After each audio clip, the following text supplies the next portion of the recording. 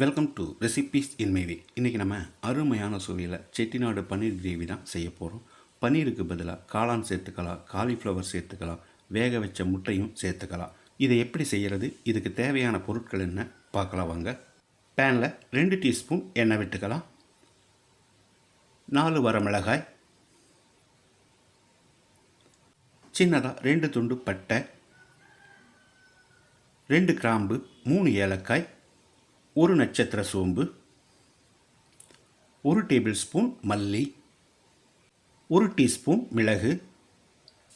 குறைஞ்ச தீயில ஒரு 30 செகண்ட் இதை ஃப்ரை பண்ணிக்கலாம். இப்போ இதோட 4 பல் பூண்டு, பெரிய பூண்டாக இருந்ததுன்னா 2 போதும். 1 இன்ச் அளவுக்கு 1 துண்டு இஞ்சியை 2ஆக கட் பண்ணி போட்டு மறுபடியும் ஒரு 10-20 செகண்ட் ஃப்ரை பண்ணிக்கலாம்.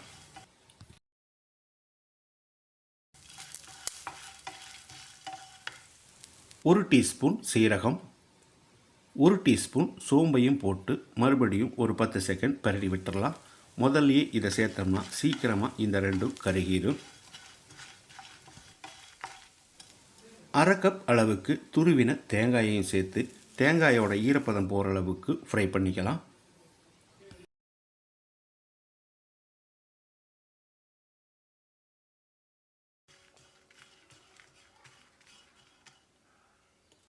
எல்லாமே நல்லா வறுபட்டுருச்சு.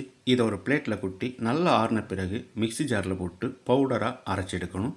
அதுக்கு பிறகு கொஞ்சமாக தண்ணி சேர்த்து பேஸ்ட்டாக அரைச்சி எடுத்துக்கலாம்.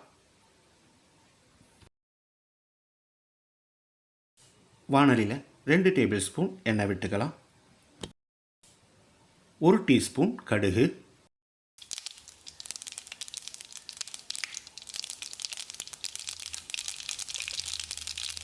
கடுகு பொரிஞ்சிருச்சு. 2 கொத்து கருவேப்பிலை, மீடியம் சைஸில் 3 பெரிய வெங்காயத்தை நீளவாக்கில் நறுக்கி வச்சுருக்கேன். இதை போட்டு பொன்னிறமாக வதக்கிடலாம்.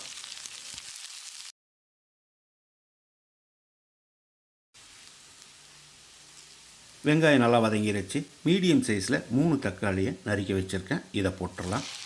1 டீஸ்பூன் உப்பு சேர்த்து தக்காளியை மசிகிற அளவுக்கு வதக்கிடலாம்.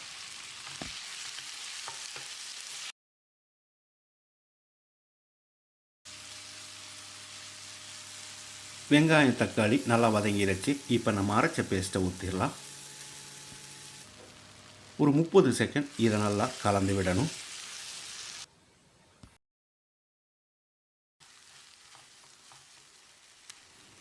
இப்போ இதுக்கு தேவையான அளவு தண்ணி சேர்த்துக்கலாம். நான் 1/2 கப் அளவு தண்ணி சேர்க்கிறேன்.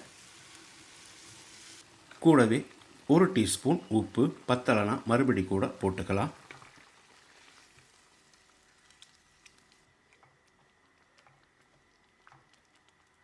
200 கிராம் பன்னீரை சின்ன சின்ன துண்டுகளாக நறுக்கி வச்சுருக்கேன். இதை போட்டு கலந்து விட்டுடலாம். இந்த ஸ்டேஜில் நீங்கள் வேக வச்ச முட்டையோ அல்லது காலிஃப்ளவரோ எது வேணாலும் சேர்த்துக்கலாம். சிக்கன் சேர்க்கிறதா இருந்தாலும் சேர்த்துக்கோங்க. சிக்கன் சேர்க்கிறதா இருந்தால் இன்னும் கொஞ்சம் தண்ணி சேர்த்து கலந்து விடுங்க. அளவான தீயில் ஒரு 5 நிமிஷம் கொதிக்கட்டும். இடையில கலந்து விடுங்க. 5 நிமிஷம் கொதிக்க விட்டுருந்தோம். இப்போ ஸ்டவ் ஆஃப் பண்ணிவிட்டு 1 டேபிள் ஸ்பூன் அளவுக்கு தேங்காய் எண்ணெய் விட்டுக்கலாம். கூடவே பொடியாக நறுக்கின மல்லி இலையும் தூவி கலந்து விட்டு இறக்கிடலாம். மணக்க அருமையான சுவையில் நான் செஞ்சுருக்கிற இந்த செட்டிநாடு பன்னீர் கிரேவியை இதே மாதிரி இதே அளவுகளோடு நீங்கள் செய்து பாருங்கள். இந்த வீடியோ பிடிச்சிருந்தா லைக் பண்ணுங்கள், கமெண்ட் பண்ணுங்கள், ஷேர் பண்ணுங்கள். சப்ஸ்கிரைப் பண்ணாதவங்க சப்ஸ்கிரைப் பண்ணுங்கள். மறக்காமல் பெல் பட்டனை கிளிக் பண்ணுங்கள்.